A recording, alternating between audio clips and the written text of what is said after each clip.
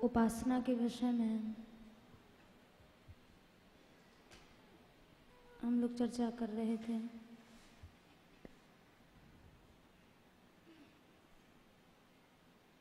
उपासना वही है जो सतत चलती रहे, अखंड रूप से।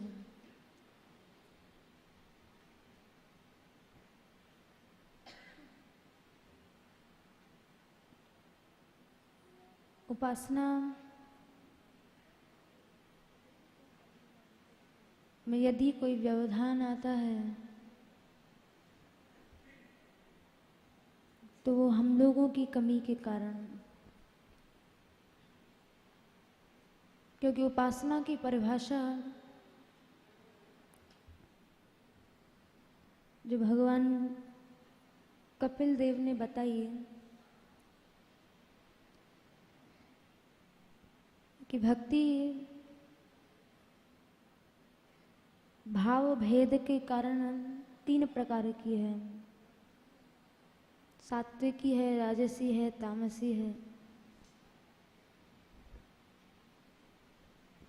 और एक जो सबसे श्रेष्ठ भक्ति है, उत्तम भक्ति है, वो निर्गुणा भक्ति कही।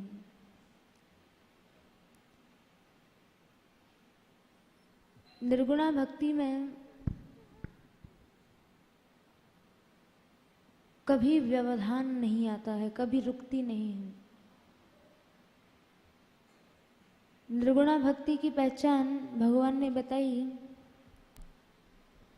कि लक्षणम भक्ति योगस्य निर्गुणस्य युदाहृतम। तृतीय स्कंद के 29वें अध्याय में कपिल भगवान ने कहा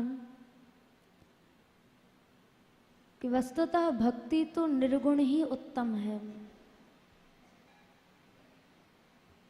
और निर्गुण भक्ति का लक्षण है, निर्गुण भक्ति की पहचान है कि ये भक्ति उदाहृतम होती है। निर्गुणा भक्ति की 2 विशेषताएं हैं।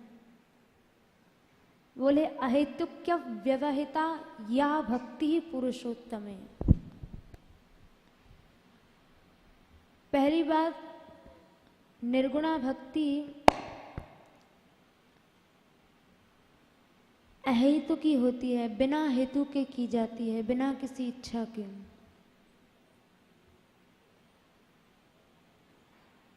और दूसरी विशेषता अहेतुक्य अव्यवहिता, अव्यवहित होती है, कभी रुकती नहीं है। या भक्ति ही पुरुषोत्तम है, और यही निर्गुणा भक्ति है। इसके पूर्व श्लोक में भगवान कपिल देव ने कहा, मद गुण श्रुति मात्रेण मयि सर्व गुहाशय मनोगतिर अविच्छिन्ना यथा गंगाम्भ सोम्बुधव। निर्गुणा भक्ति कैसे आती है? बोले मद गुण श्रुति मात्रेण। भगवान की कथा, उनके गुणों के सुनने से ये भक्ति उत्पन्न होती है, निर्गुण भक्ति। कैसे हैं वो भगवान? बोले मयि सर्व गुहाशय। प्राणी मात्र की अंतरात्मा रूपी गुफा में ये भगवान रहते हैं। इनके गुण, लीला, कथा श्रवण करने मात्र से उस भक्ति का उद्भव होता है जो कि मनोगतिर अविच्छिन्ना, जो अविच्छिन्न रूप से चलती है, यानी कभी रुकती नहीं है। उसमें उदाहरण दिया यथा गंगाम्भ सोम्बुधौ, गंगा जी का। जैसे गंगा जी हैं, गंगोत्री से चली, गंगा सागर में मिली, तो गंगा जी गंगोत्री से जब निकली तो सैकड़ों पर्वत मध्य में पड़ते हैं, मार्ग के बीच में। भक्ति में निश्चित है बाधाएं आती हैं, रजोगुण से, तमोगुण से, हमारे आश्रय स्वभाव के कारण बाधाएं उपस्थित होंगी, लेकिन जब भक्ति प्रगल्भ हो जाएगी तो वो बाधाएं जीव का कुछ नहीं बिगाड़ पाएंगी। जैसे गंगा जी गंगोत्री से चली तो सैकड़ों पर्वत बीच में आते हैं, लेकिन कोई भी पर्वत गंगा जी के प्रवाह को रोक नहीं पाता, बल्कि जहां पर्वत आते हैं तो वहां गंगा जी का वेग जो है, उनका प्रवाह जो है वो और तीव्र हो जाता है और उनका विशाल रूप हो जाता है। तो वैसे ही ये जो निर्गुणा भक्ति है, इसका लक्षण कहा कि निर्गुणा भक्ति यदि वास्तव में है, सत्य अंश में, सच्चे अंश में है, तो ये भक्ति पहली बात कभी अव्यवहित नहीं होगी, कभी व्यवहित नहीं होगी, रुकेगी नहीं। अहेतुक क्या अव्यवहिता, अहेतुक की होगी और अव्यवहिता होगी। ये भक्ति, इस भक्ति के सबसे बड़े दो ज्वलंत उदाहरण मिलते हैं। एक तो ब्रज गोपियां और दूसरे श्री प्रहलाद जी महाराज। प्रहलाद जी के ऊपर, प्रहलाद जी की जो भक्ति थी, भक्ति में व्यवधान आता है हमारी वासनाओं के कारण। वो भक्ति संकुचित होती चली जाती है, नष्टप्राय हो जाती है, कामनाओं के कारण, वासनाओं के कारण। लेकिन प्रहलाद जी इस भक्ति का एक ऐसा उदाहरण है कि उनके जीवन में अहेतुक्य और अव्यवहिता, ये दोनों विशेषताएं मिलती हैं। पहली बात, प्रहलाद जी ने कभी किसी इच्छा से भक्ति नहीं की, उनकी भक्ति अहेतुकी थी, बिना हेतु की। इतने आघात पर आघात, प्रहार पर प्रहार हुए, लेकिन प्रहलाद जी ने कभी अपनी रक्षा के लिए भगवान से प्रार्थना नहीं की, कभी प्रार्थना नहीं की। और भागवत जी में सुखदेव जी महाराज ने इसका वर्णन भी किया, दिग्गजई दंड शूकैश्च, बड़े बड़े उनके ऊपर अत्याचार, उनको मारने के उपक्रम किए, लेकिन प्रहलाद जी ने कभी लेश मात्र भी इच्छा नहीं की कि मेरी रक्षा हो। तो उनकी भक्ति अहेतु की थी, बिना हेतु की। और जो भक्ति अहेतु की होगी, बिना हेतु की होगी, वो अव्यवहिता निश्चित होगी, अपने आप होगी। अव्यवहिता का मतलब वो भक्ति अखंड रूप से चलेगी, वो कभी रुकेगी नहीं। उस भक्ति में कभी भी न्यूनता नहीं आएगी, वो सदा एक रस चलती रहेगी। क्योंकि भक्ति में बाधाएं उपस्थित होती हैं हमारी वासनाओं के कारण, और ये वासनाएं ऐसी हैं, तरह तरह की वासनाएं हम लोग प्रभु से करते हैं, लेकिन भगवान उन वासनाओं को पूर्ण तो कर देते हैं, लेकिन भगवान का, देवताओं ने कहा कि भगवान का ये देना कोई देना नहीं है। भगवान से हम लोग याचना करते हैं, अनेकों कामनाएं, धन चाहते हैं, स्त्री चाहते हैं, पुत्र चाहते हैं, और भगवान देते भी हैं। लेकिन देवताओं ने स्पष्ट कहा पंचम स्कंध में, बोले सत्यम दशत्यर्थित मर्थितो नृणाम नैवार्थदो यत् पुनरर्थिता यतः स्वयं विधत्ते भजताम अनिच्छताम इच्छा पिधानम निज पाद पल्लवम। देवताओं ने कहा प्रभु सत्यम दशति, ये बात सच है कि जीव आपसे जो कुछ मांगे आप उसे देते हैं। अर्थितो नृणाम, पैसा मांगता है तो आप पैसा भी देते हैं, पुत्र मांगता है तो पुत्र भी देते हैं, वैभव चाहता है तो वो भी देते हैं। लेकिन नैवार्थदो, ये आपका देना कोई देना नहीं है। क्यों देना नहीं है? बोले आज धन मांगा तो धन एक दिन समाप्त होगा ही, जीव फिर से आपसे धन मांगेगा। ये देना कौन सा देना है? आज मांगा फिर कल और मांगा, परसों भी मांगा, फिर मांगते ही रहते हैं, फिर मांगने की वासनाएं और बढ़ जाती हैं, फिर बिना मांगे आपकी भक्ति ही नहीं करते।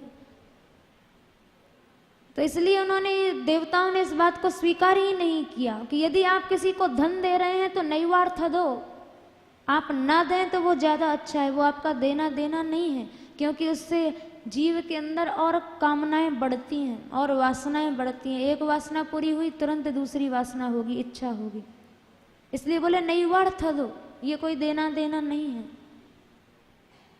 यत पुनरअर्थिता यतः, क्योंकि वो जीव बार बार आपसे चाहेगा, बार बार मांगेगा। तो देना क्या देना है? बोले स्वयं विधत्ते भजताम अनिच्छताम, जो आपकी अनिच्छित उपासना कर रहा है, यानी ऐसी उपासना जिसके पीछे कोई इच्छा नहीं है, कोई कामना नहीं है।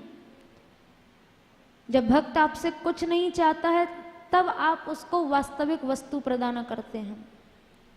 और वो वास्तविक वस्तु क्या है? बोले स्वयं विधत्ते भजताम अनिच्छताम इच्छा पिधानम निज पाद पल्लवम।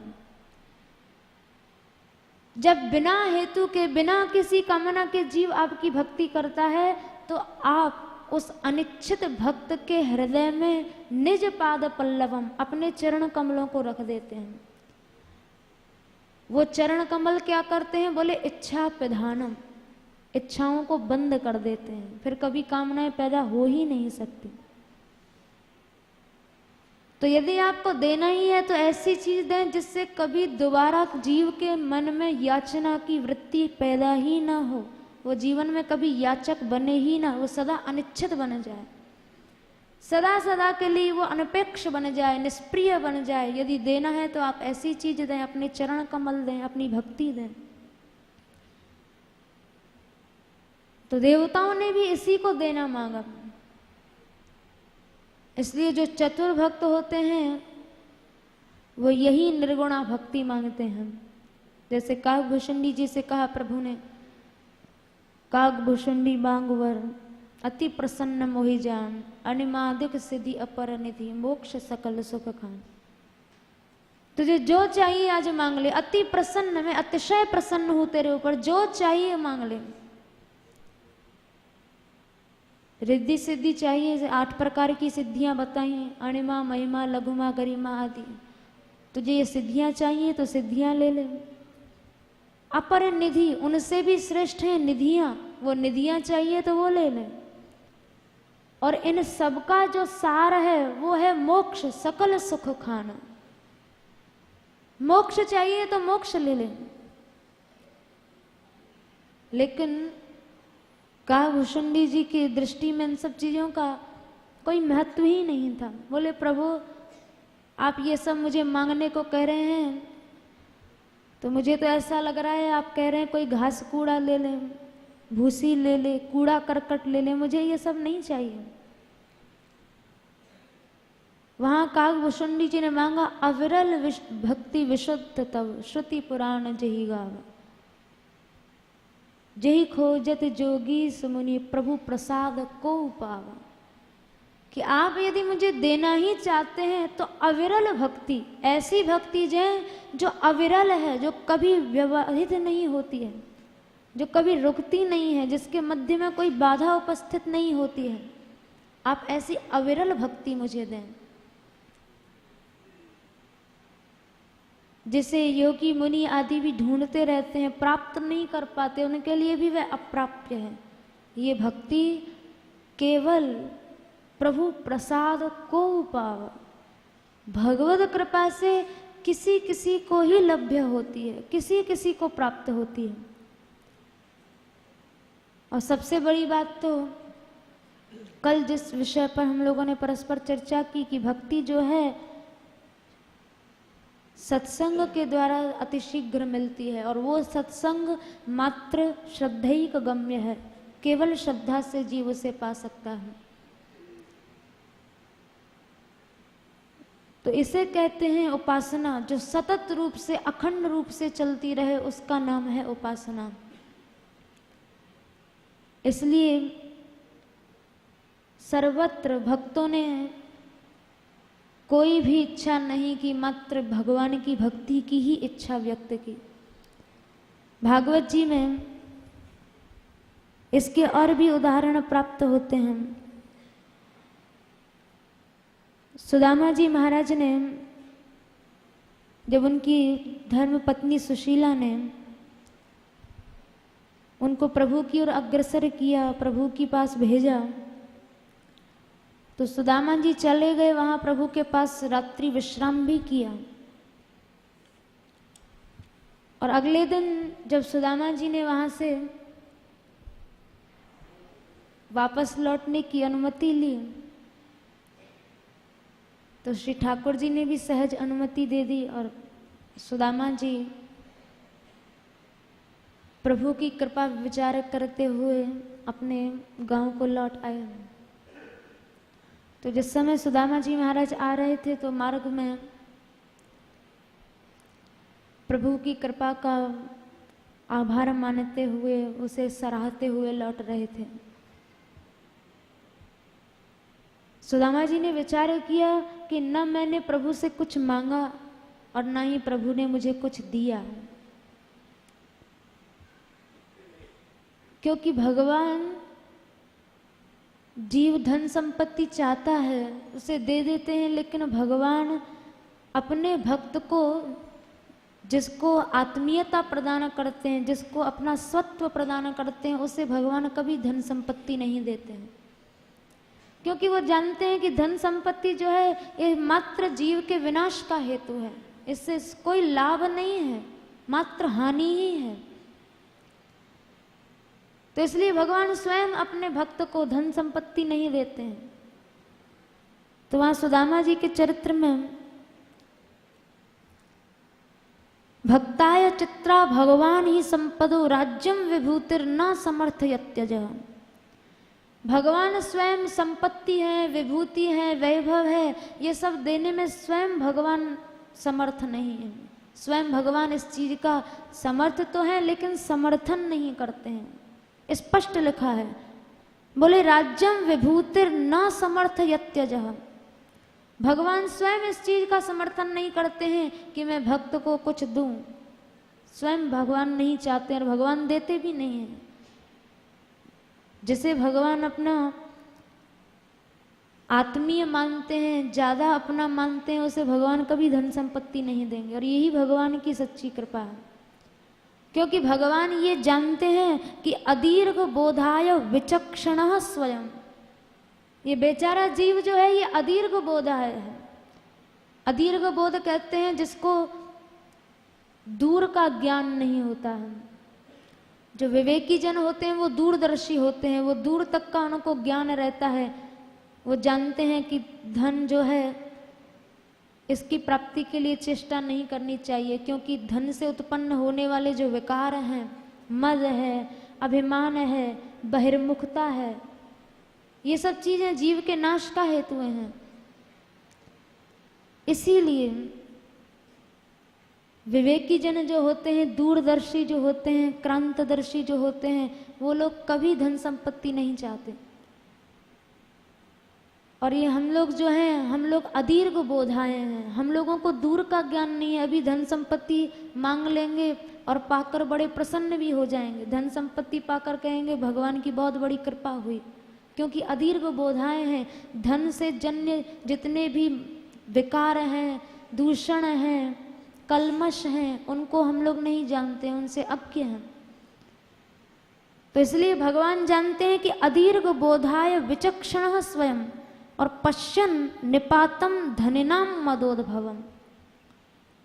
मद से उत्पन्न होने से जीव, धन से जो मद उत्पन्न होता है उससे पतिताम, जीव का पतन हो जाता है। तो भगवान भला अपने भक्त का पतन क्यों चाहेंगे? और इसीलिए वो अपने भक्तों को धन संपत्ति से स्वयं दूर रखते हैं, वो नहीं देते हैं। और जब सुदामा जी को धन नहीं दिया तो उस स्थिति में सुदामा जी को इतनी प्रसन्नता हुई कि सुदामा जी ने स्वयं कहा कि अच्छा हुआ प्रभु ने मुझे धन नहीं दिया, ये तो भगवान की बहुत बड़ी कृपा हुई है। क्योंकि भगवान जानते हैं कि अधनोयम धनम प्राप्य माद्यन्न चैर्न माम स्मरेत इति कारुणिको नूनम धनम मे भूरि ना ददात। क्योंकि भगवान जानते हैं कि अयम अधनः, ये तो निर्धन है बेचारा। सुदामा जी जन्म से दरिद्र थे, निर्धन थे। तो सुदामा जी ने प्रभु की इस कृपा की बहुत सराहना की, प्रशंसा की कि भगवान की बहुत बड़ी कृपा मुझ पर हुई। कैसी कृपा कि जो मुझे जन्म से निर्धन व्यक्ति को उन्होंने धन नहीं दिया, क्योंकि धन मिल जाएगा तो न माम स्मरेत, ये फिर मुझे याद नहीं करेगा। ये धन का सबसे बड़ा अवगुण है कि धन पाकर जीव भगवान को भूल जाता है। तो भगवान स्वयं चाहते हैं कि मैं उनको ना भूलूं, तो ये तो उनकी बहुत बड़ी कृपा है। और इसीलिए अधनोयम धनम प्राप्य, इसलिए उन्होंने मुझे अधन को धन नहीं दिया। क्योंकि इति कारुणिको नूनम, और धनम में भूरी ना ददात। नूनम माने निश्चित ही, ये जन्म से निर्धन है, धन मिला तो मुझे भूल जाएगा, इसलिए भूरी कहते हैं बहुत, और अभूरी माने बिल्कुल नहीं। इसलिए भगवान ने मुझे एक कच्ची कौड़ी भी ना ददा, चलते समय नहीं दी। तो ये भगवान की अतिशय कृपा की वृष्टि हुई मेरे ऊपर, जो भगवान ने मुझे धन नहीं दिया। लेकिन इस कृपा को समझना बहुत कठिन है। हम लोग धन प्राप्ति को भगवान की कृपा समझते हैं, और भक्त लोग धन की अप्राप्ति को भगवान की कृपा समझते हैं। इतना बड़ा अंतराल है। और वस्तुतः सच्ची कृपा वही है, क्योंकि प्रहलाद जी महाराज ने तो धन के बहुत से अनर्थ बताए हैं। धन आदि की जितनी भी इच्छाएं हैं, कामनाएं हैं, वासनाएं हैं, सप्तम स्कंद में तो कहा, बोले धर्मार्थम अपि नेहेत यात्रार्थम वादनो धनम। अपने लिए तो धन की इच्छा कभी करना ही मत, ये तो स्पष्ट है, ये तो सब जानते हैं, अपने लिए कभी धन की इच्छा मत करो। लेकिन वहां सप्तम स्कंद में बहुत बड़ी बात कही, बोले धर्मार्थम अपि नेहेत, धर्म के लिए भी धन की इच्छा मत करना। क्योंकि क्या भरोसा धर्म के लिए इच्छा करें और सूक्ष्म रूप से अपने लिए ही इच्छा का उद्भव हो जाए, अपने लिए ही इच्छा आ जाए। इसलिए भूल कर भी धर्मार्थम अपि, धर्म के लिए भी निषेध कर दिया वासना करना, कामना करना। यात्रार्थम वाधनो धनम, अपनी जीवन यात्रा के लिए तो कभी करना ही मत, और धर्म के लिए भी मत करना। तो बोले यदि धर्म के लिए भी धन नहीं चाहेंगे तो बिना धन के तो संसार में कोई काम होता नहीं है। बिना पैसे के छोटा से छोटा कार्य भी बिना पैसे के नहीं होगा। तो मान लो धर्म करने की इच्छा है और आप कहते हैं कि धर्म के लिए भी धन की इच्छा मत करो, तो फिर वो कार्य कैसे संपन्न होगा? तो बोले अनीहा नीह मानस्य महाहेरव वृत्तिदा। जब हम ये सोच लेंगे कि हमें ना धर्म के लिए इच्छा करनी है ना अपने लिए इच्छा करनी है, इसको कहते हैं अनीहा। तो इस अनीहा से एक ऐसी विशिष्ट शक्ति पैदा होगी कि तुम्हारे बिना चाहे ही वो सारे कार्य निष्पन्न कर देगी, बिना चाहे ही। यानी जितने धन की आवश्यकता है वो बिना चाहे ही तुम्हें स्वतः प्राप्त हो जाएगा। इसलिए धर्मार्थम अपि, धर्म के लिए भी धन की इच्छा मत करना। फिर उदाहरण दिया महाहेरव वृत्तिदा, जैसे अजगर होता है, अजगर की वृत्ति से जीना चाहिए साधक को।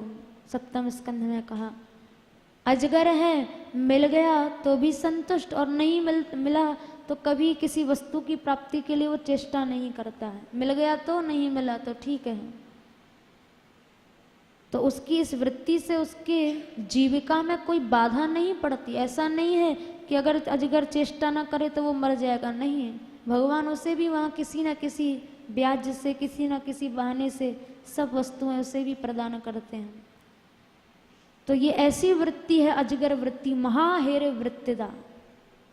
इस वृत्ति से रहना चाहिए। इस वृत्ति का वर्णन सुखदेव जी महाराज ने ऋषभ देव जी के प्रसंग में भी कहा कि ऋषभ देव जी महाराज अजगर वृत्ति से रहते थे।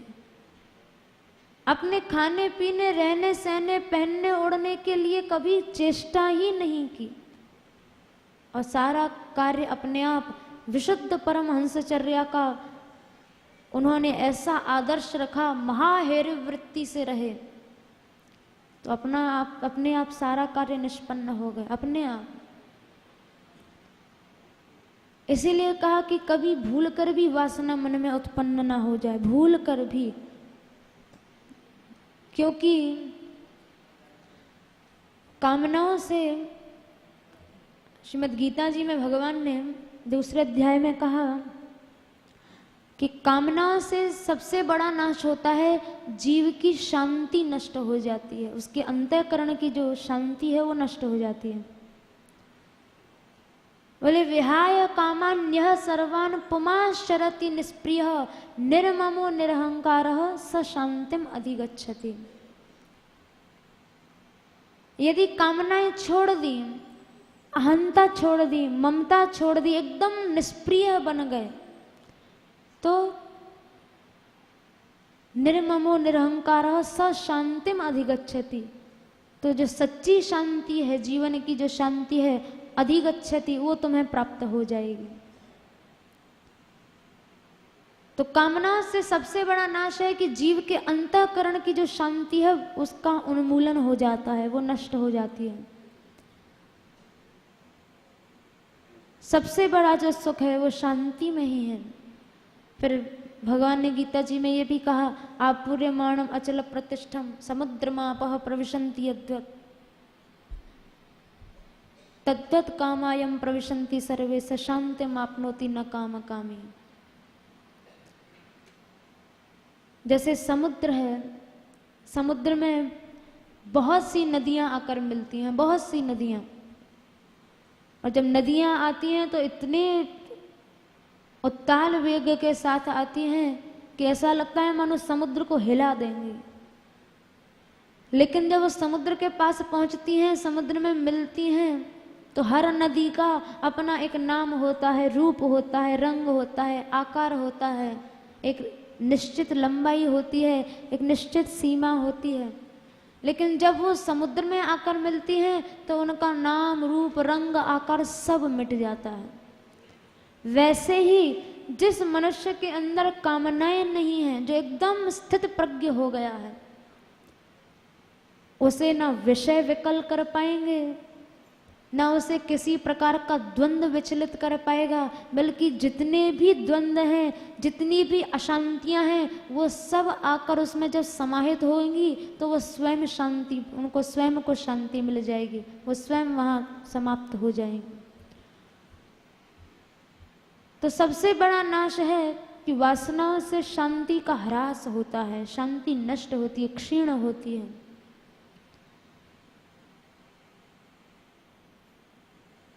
सुखदेव जी महाराज ने 6वें स्कंद में भी इस बात की चर्चा की। बोले जो आदमी शांत है, जिसे सच्ची शांति मिल गई है, उसको धीर और गंभीर कहा जाता है। 6वें स्कंद में सुखदेव जी महाराज ने कहा, बोले तपसा ब्रह्मचर्येण शमेन च दमेन च। यदि आदमी निष्काम बन जाए तो उसकी निष्कामता ही समस्त पापों को नष्ट कर देती है, क्षीण कर देती है। तपस्या से पाप नष्ट होता है, ब्रह्मचर्य से पाप नष्ट होता है, और शम कहते हैं मन की शांति, यानी कामनाओं का नाश, इससे भी पाप नष्ट होता है। और चरक ऋषि ने तो चरक संहिता में कहा, बोले प्रशमः पथ्यानाम श्रेष्ठतमम। शांति सबसे बड़ा रास्ता है, सबसे बड़ा रास्ता है शांति, श्रेष्ठतमम रास्ता कहा इसे। लेकिन वो शांति हम लोग स्वयं नष्ट करते हैं, वासनाओं से, कामनाओं से स्वयं नष्ट करते हैं। नहीं तो शांति यदि आ जाए, अंतःकरण में शांति आ जाए, तो पहली बात तो कभी किसी प्रकार का विकर्म हो ही ना, और यदि हो भी जाएगा तो उसे शांति जो है, मन की शांति, वो उसे नष्ट कर डालेगी, स्वतः नष्ट कर देगी, बिना कोई साधन की आवश्यकता नहीं पड़ेगी पाप नाश के लिए। मन की शांति ही पापों को नष्ट कर डालेगी।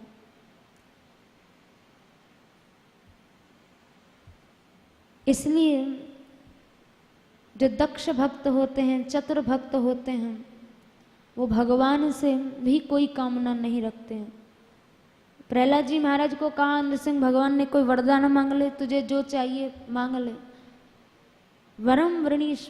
लेकिन प्रहलाद जी ने ठाकुर जी को ही डांट दिया, बोले आप मुझे लोभ सिखाते हो।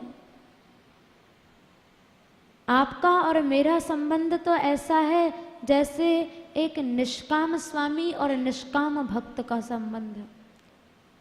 और यदि प्रभु आपने मुझे कामना सिखा दी तो आपकी और मेरी भक्ति भी ऐसे ही हो जाएगी जैसे नान्यथा ते अखिल गुरो घटेत करुणात्मनः यस्त आशीष आशास्ते न स भृत्य स वै वणे।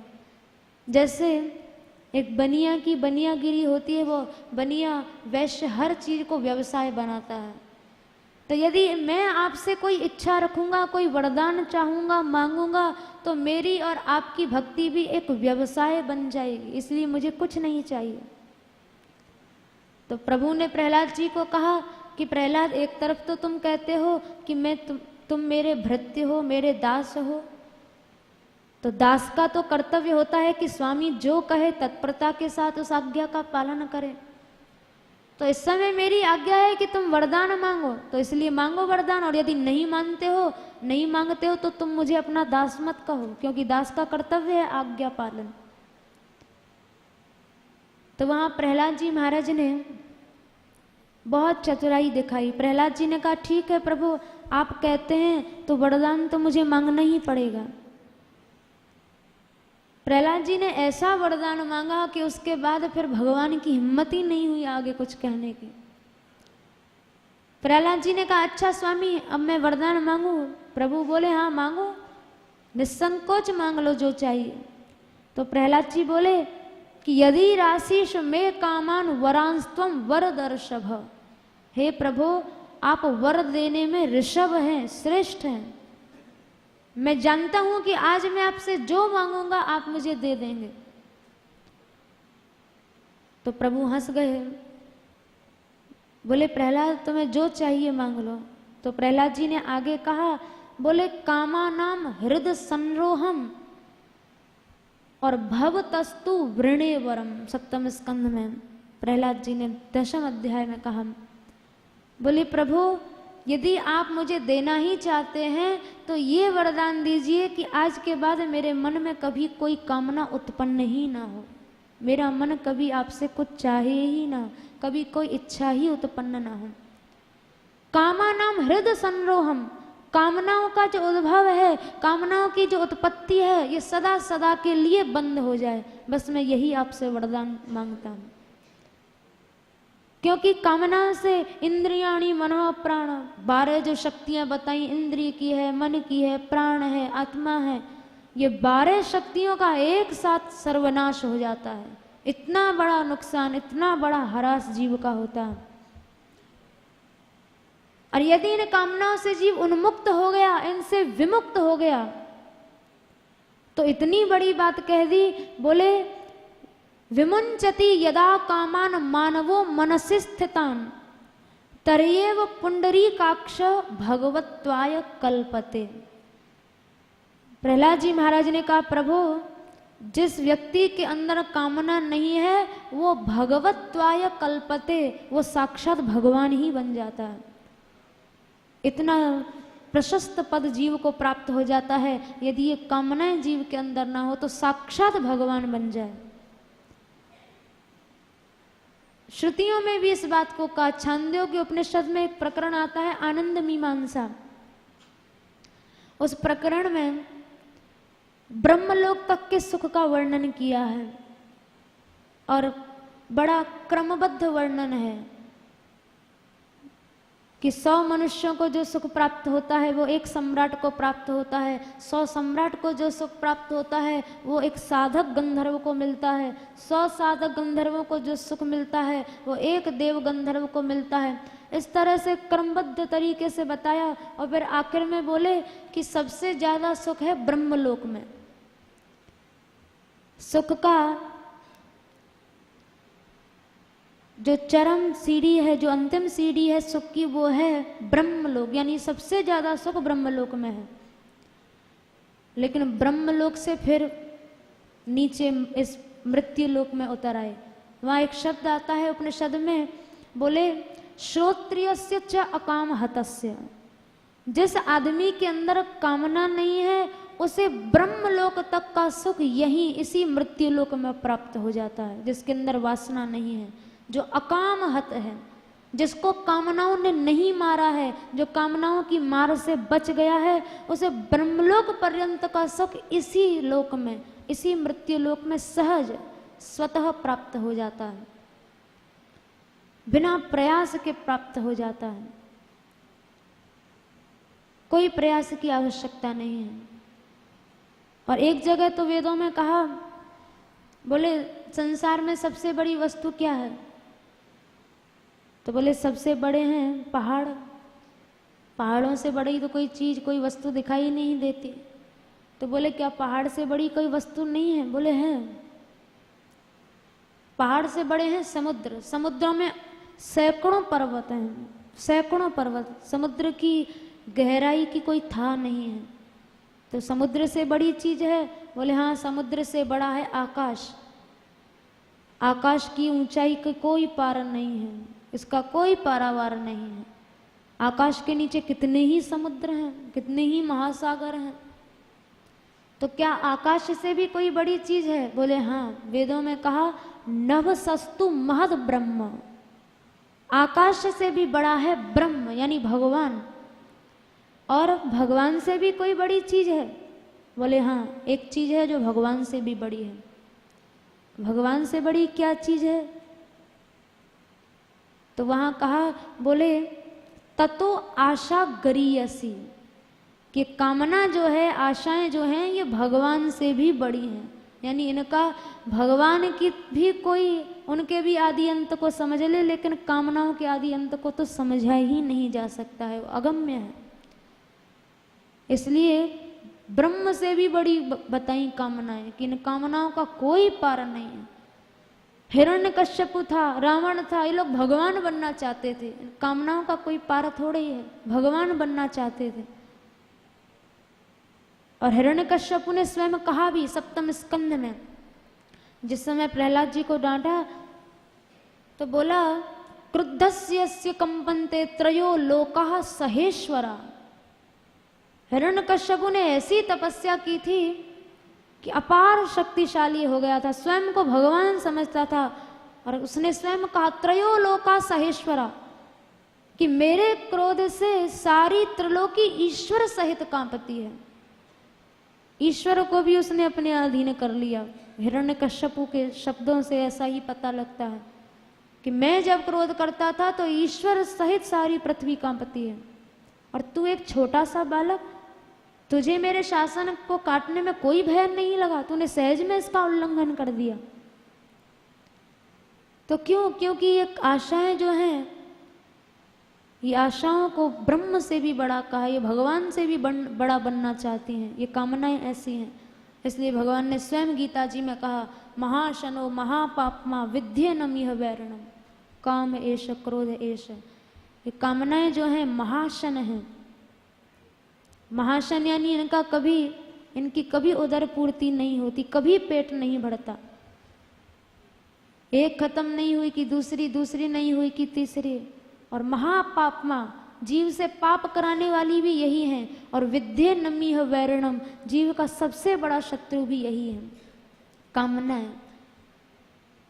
इसलिए भगवान से यदि कोई इच्छा भी की जाए तो वो इच्छा यही होनी चाहिए कि इच्छा प्रधानम निज पाद पल्लवम। आप हमारे हृदय में उन चरणों को स्थापित कर दो जो इच्छा प्रधानम, जो इच्छाओं को बंद करने वाले हैं, जो इच्छाओं को सर्वथा उनका नाश करने वाले हैं, सदा सदा के लिए इच्छाओं को बंद करने वाले हैं। ऐसे चरण, ऐसे पाद पल्लव आप हमारे हृदय में स्थापित करो। यदि कामना भी की जाए तो भगवान से ऐसी युक्त कामना ही करनी चाहिए, उचित कामना ही करनी चाहिए।